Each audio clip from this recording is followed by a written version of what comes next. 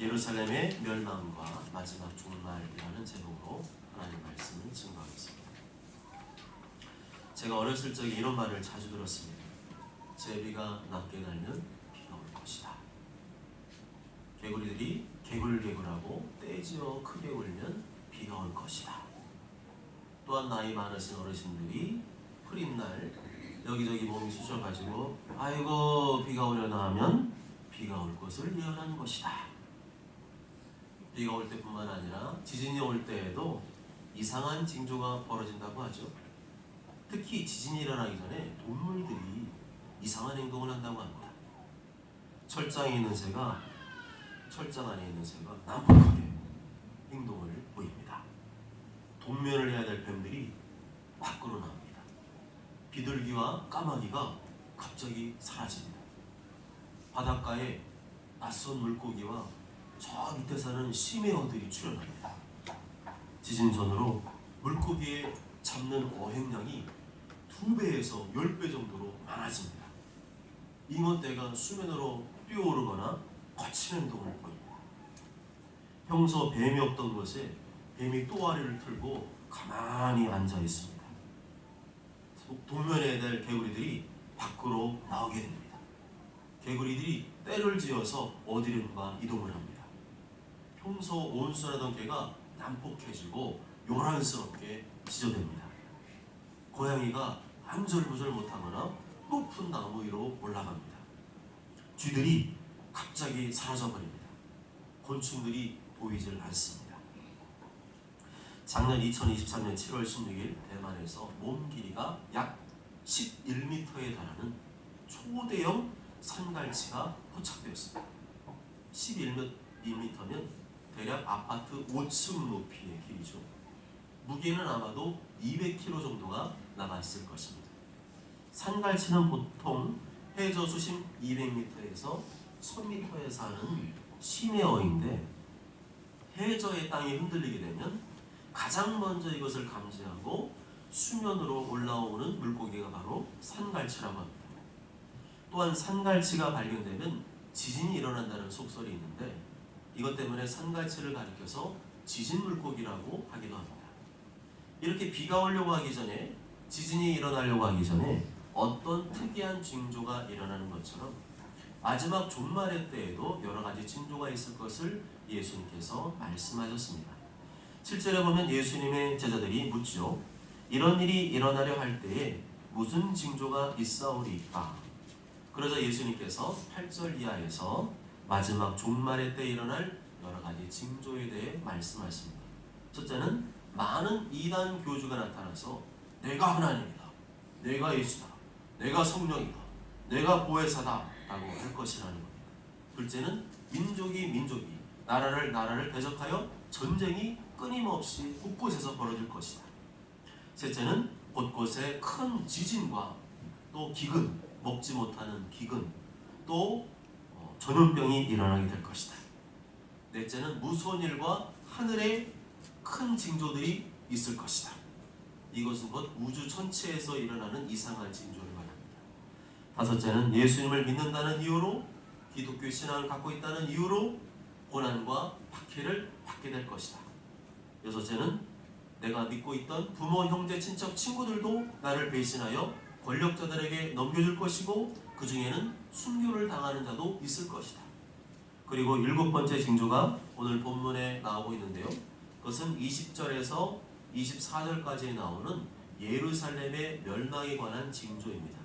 먼저 20절 말씀 다 함께 읽습니다. 시작. 너희가 예루살렘이 군대들에게 에워싸이는 것을 보거든 그 멸망이 가까운 줄을 알라. 아멘. 예수님께서 종말에 일어날 징조에 대해 말씀하시다가 갑자기 예루살렘의 멸망에 대해 예언하셨습니다. 예루살렘이 군대들에게 에워싸이게 될 것이다. 이것은 예루살렘의 멸망을 마지막 종말의 때와 연관지어서 말씀하려고 하는 것입니다. 1차적으로는 그 당시에 일어났던 예루살렘 멸망을 말하는 것이고요. 동시에 2차적으로는 마지막 종말의 때 일어날 이러한 큰 전쟁에 대한 예언이라고 볼 수가 있습니다. 예수님께서 예루살렘의 멸망을 예언하신 후에 약 40년이 지난 주후 70년경에 실제로 이 일이 일어났습니다. 예루살렘이 로마 군대에 의해서 완전히 포위당하게 되었습니다. 로마 군대에 의해서 포위당하기 직전의 예루살렘의 상황은 사회적으로 법과 질서가 붕괴되었습니다. 주후 66년부터 약 3년 6개월 동안 계속해서 폭동이 나라 안에 일어났다고 하니까 나라가 얼마나 어수선했고 불안정했는지를 알 수가 있죠. 그 틈을 노리고 있던 군대가 바로 로마 군대였습니다.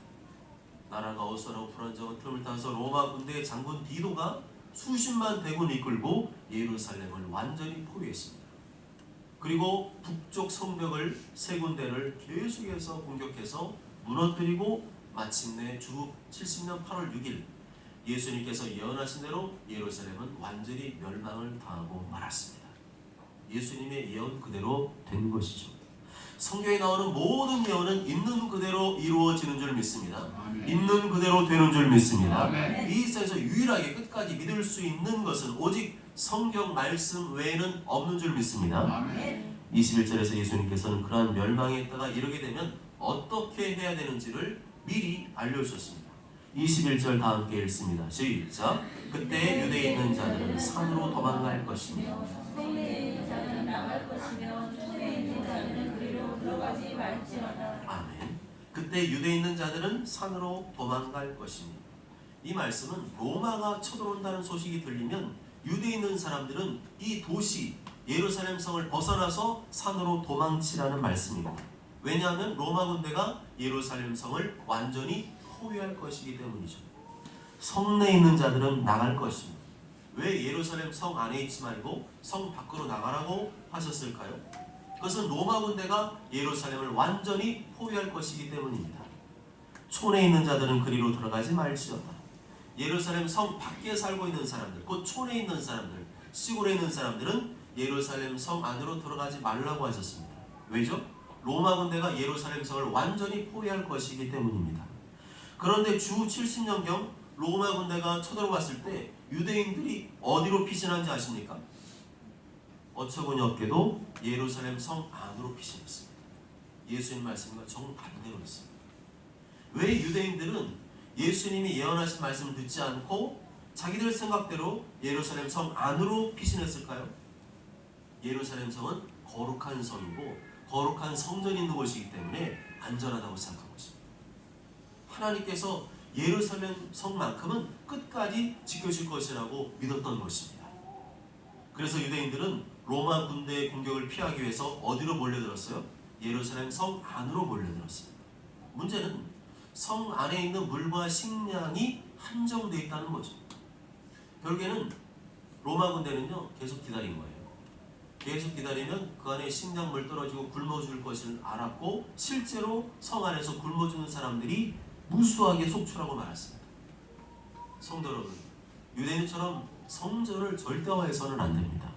성전은 하나님을 예배하는 장소입니다. 하나님의 은혜가 머무르는 특별한 장소입니다.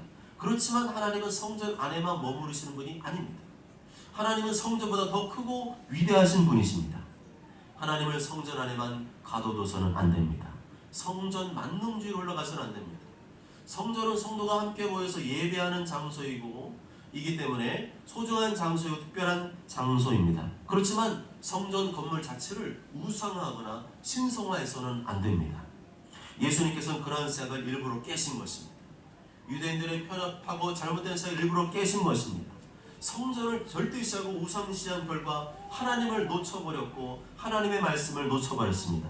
그것을 깨려고 하신 것입니다. 유대인들은 신앙의 형식이나 겉모양보다도 더 중요한 본질을 잃어버렸습니다.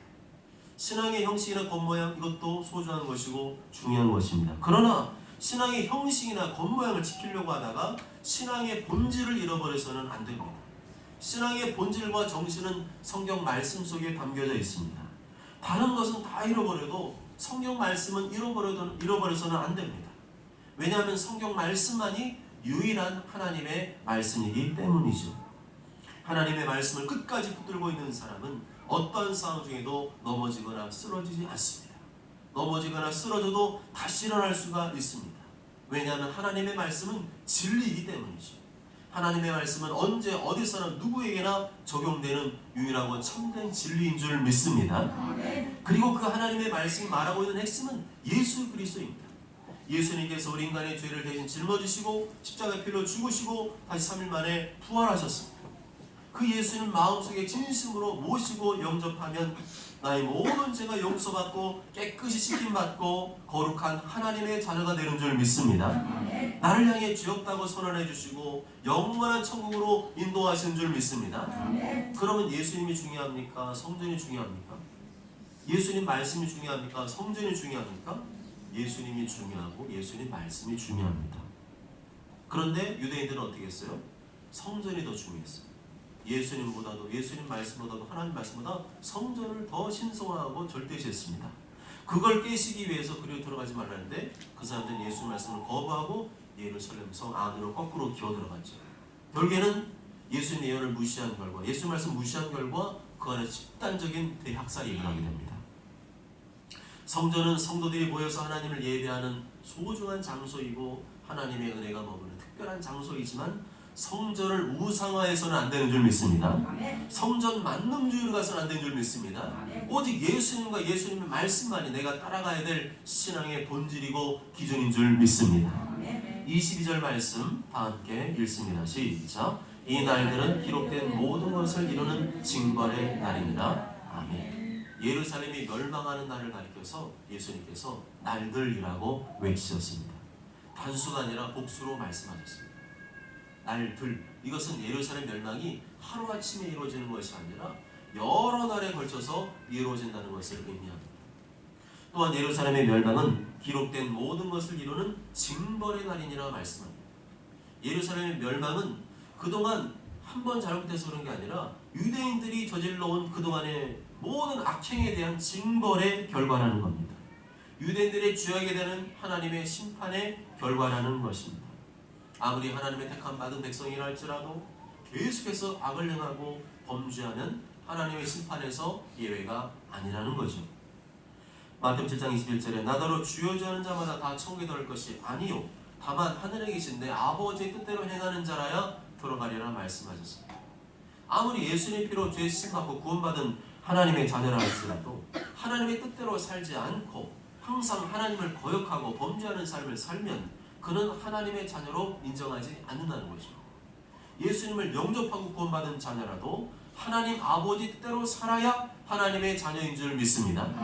구원파처럼 구원의 확신만 있으면 되는 것이 아니라 구원해 주신 그 은혜에 감사하여 기쁨으로 순종하며 헌신하는 자가 하나님의 자녀인 줄 믿습니다. 23절 말씀 다 함께 읽습니다. 시작. 그날에는 아이린 자들과 젖먹이는 자들에게 화가 있으니 이는 땅에 큰 환난과 이 백성에게 진노가 있겠습니다. 24절도요. 그들이 칼날의 죽임을 당하며 모든 이방인의 사로잡혀가 되었고 예루살렘은 이방인의 때가 차기까지 이방인에게 밟히리라. 아멘. 23절과 24절 말씀은 예루살렘 멸망의 때가 올 것이고 그때가 되면 아주 끔찍한 일이 벌어질 것을 묘사한 말씀입니다. 아이를 뵌 자들, 임산부, 젖먹이는 악엄마들에게 화가 있을 것이라고 말씀하죠. 이게 무슨 말씀일까요? 하나님의 징벌의 날이 이르게 되면 예루살렘이 멸망하게 되면 임산부와 수유모들이 최우선적으로 보호를 받아야 되는데 정반대가 된다는 거죠. 아기를 업고 들쳐매고 뛰어가기 때문에 움직임이 둔해서 제일 먼저 잡혀가게 된다는 겁니다. 이는 땅에 큰 환난과 이 백성에게 진노가 있겠으니로다. 이 땅에 하나님의 징벌이 임하게 되면 예루살렘 멸망이 임하게 되면 서로 살겠다고 난리가 나기 때문에 도덕 질서가 어디 있어요? 그때는요 전쟁 터지면요 질서 윤리가 무너집니다. 몸이 불편하고 약한 사람들은 더 보호받기 어렵게 됩니다. 지금이야 아직 종말의 때가 이르지 않았기 때문에 임산부, 아기 엄마, 어린이, 또 노인, 장애인들 같은 사회적 약자들이 특별한 보호를 받죠. 그렇지만 전쟁 나고 난리가 나면 그게 가능하겠습니까? 서로 내가 살겠다고 밀치고 막 난리가 나는 거죠. 24절 말씀 다시 한번 읽어볼까요? 시작. 그들이 칼날의 죽임을 당하니 모든 이방인의 사로잡혀가 되고 예루살렘은 이방인의 때가 차기까지 이방인들에게 밟히리라. 아멘. 로마 군대에 의해 예루살렘이 멸망하게 될 때 매우 끔찍하고 비극적 일이 벌어지게 되는데요. 실제로 주 70년 되었을 때 로마 군대의 디도 장군이 예루살렘에 사는 모든 사람들을 흔적도 없이 다 제거하라는 명령을 내립니다. 아주 잔인하게 무차별적으로 보이는 대로 닥치는 대로 칼로 죽이라는 명령을 내립니다. 역사 기록에 보면 그때 당시에 죽은 유대인이 무려 110만 명입니다. 예루살렘 안은 그야말로 피바다가 됩니다. 110만 명 예루살렘 성안에 다 학살당했다니 칼로 닥치는 대로 다 찔러 죽이고 목을 베고 그야말로 피해 수천, 피해 대학살이 일어난 것입니다. 그렇다면 유대인들이 이렇게 타락하게 된 원인이 무엇일까요? 그것은 지나친 선민의식에 빠져있을 때입니다. 자기들이 무슨 죄를 짓고 악을 행해도 자기들은 하나님께 택한 백성이기 때문에 괜찮다. 자기들은 하나님의 특별한 은총을 입은 사람들이기 때문에 괜찮다는 거예요. 그에 반해서 하나님께 택함 받지 못한 저 이방인들은 저주받은 인생들, 지옥의 땔감이라는 거지.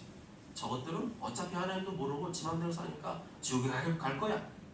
그래서 유대인들은 이방인들과 상종을 하지 않고 부정한 짐승처럼 취급을 했습니다. 개처럼 취급했어요. 그러면서 자기들은 악을 행하며 살았습니다. 결과는 어떻게 되었습니까? 그들이 그렇게 저주하고 짐승 취급하던 이방인들에게 도리어 짓밟힘을 당하게 되었습니다. 너무도 수치스럽고 부끄러운 일을 당하게 되었습니다. 나는 예수님 피로 죄씀 받은 거룩한 하나님의 자녀라는 사실만 믿고 함부로 말하고 함부로 행동하지 말라는 겁니다.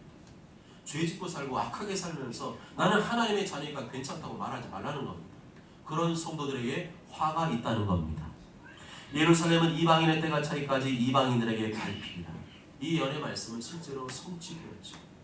주 132년 예루살렘에 가짜 메시아 소동이 벌어지게 되는데요. 자칭 메시아 코크바라는 사람을 중심으로 로마에 대한 반란을 일으킵니다. 이때 로마 황제였던 하드리아누스 황제가 굉장히 화가 납니다. 왜냐하면요, 로마군이 지금 원정을 나갔거든요. 로마 군대가 수십만 명 원정을 나갔는데 그 틈을 이용해서 유대인들이 반란을 일으킵니다. 로마 제국의 뒤통수를 딱 때린 겁니다. 그랬더니 하드리안 황제가 너무너무 화가 나서 이 예루살렘을 영원히 이방인의 식민지로 만들겠다고 작정을 합니다. 그걸 실행에 옮기죠. 그래서 예루살렘에 살고 있는 유대인들을 다 추방시키고 예루살렘 이름을 아예 바꿔버립니다. 엘리아 카피톨리나 자기 이름을 집어넣어가지고 바꾸고 자신을 높이기 위한 새로운 신전을 거기다가 건설합니다. 그뿐만 아니라 주 637년 오말이라고 하는 이슬람 교도들에 의해서 예루살렘이 점령을 당하고 맙니다. 그 결과 오늘날까지도 예루살렘은 유대인의 땅이 아니라 이방인들, 아랍 사람들, 중동 사람들, 이슬람 교도들과 섞여서 살고 있죠. 계속 전쟁이 일어나는 이유가 그거잖아요. 오늘까지도 이슬람 교도의 성소인 암석 땅이 성전산에 있다고 합니다. 예수님의 예언대로 예루살렘이 완전히 이방인들에서 짓밟힘을 당하게 된 것입니다. 이처럼 20절부터 24절까지는 1차적으로는 예루살렘의 멸망에 대한 예언입니다. 그리고 그 다음에 나오는 말씀은 그렇게 예루살렘이 멸망한 것을 너희들이 이제 확인했지. 그러면 그 다음에 일어난 일도 그대로 일어난다는 거죠. 25절부터는 예루살렘 멸망에 관한 예언이 자연스럽게 마지막 종말에 관한 예언으로 넘어가게 됩니다. 마치 두 화면이 오버랩되는 것처럼 바뀌게 됩니다. 25절 말씀 다 함께 읽습니다. 시작. 1월 성신에는 징조가 있겠고 땅에서는 민족들이 바다와 파도의 성난 소리로 인하여 혼란한 중에 권고하리라. 아멘.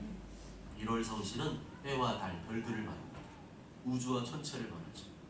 우주와 천체에 이상한 일이 생긴다는 겁니다. 마태복음과 마가복음에서는 해가 빛을 잃어버리고 해가 어두워지고 달이 빛을 내지 아니하고 하늘에서 별들이 떨어진다고 예언하고 있습니다. 즉 지금까지 아무 일 없이 유지되어 온 우주의 질서가 붕괴된다는 거예요. 우주 천체에 대한 심판이 집행된다는 겁니다. 해와 달이 지구에서 작용을 하잖아요. 그래서 그 힘 때문에 지구가 궤도를 이탈하지 않고 잘 돌고 있는 거거든요. 24시간 365일 계절이 나타나는 겁니다.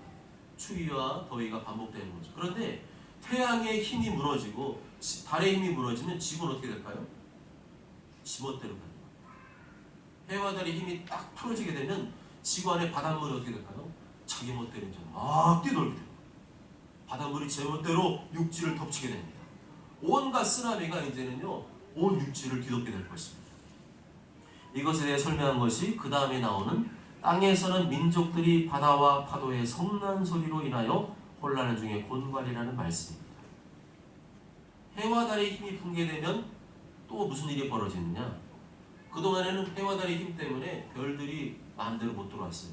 그런데 해와 달의 힘이 딱 붕괴되는 순간 별들이 지구를 향해서 마구마구 이제 돌진하게 됩니다.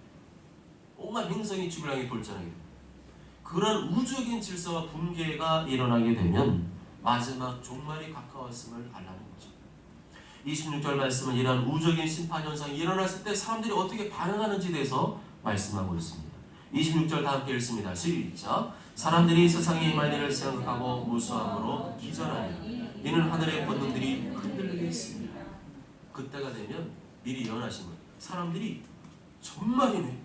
우주전체 질서가 붕괴되는 것을 보고 이제 지구는 끝났다. 세상에 종말이 왔다라고 생각하면서 사람이 두려워 떨면서 어떤 사람은 기절까지 한다는 거죠.